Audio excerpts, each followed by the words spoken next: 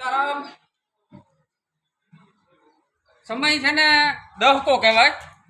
પછી ગામ હોય કે વ્યક્તિ હોય કે વેપાર હોય કે કોઈ બિઝનેસ હોય 10 વર્ષનો દહકો પતે એટલે હાલત આ જોઈ લ્યો। આ મારું ગામ રાણપુર અને શ્રીરામ ચોકમાંથી હું ઊભો આજ મારા ગામના દ્રશ્યો બતાવું છું। આ ઈ જ બજાર છે જ્યાં 1999 સુધી 11 ગામનું વટાણું મારા રાણપુર ગામમાં હતું। આજુબાજુના 11 ગામ અહીંયા રાણપુરમાં ખરીદી કરવા આવતા અને આ જે મેઇન બજાર છે એમાં જેમ બરોડાના નાકે મોહનનગરની ટ્રાફિક થાય એવું ટ્રાફિક થતું એક સમયમાં।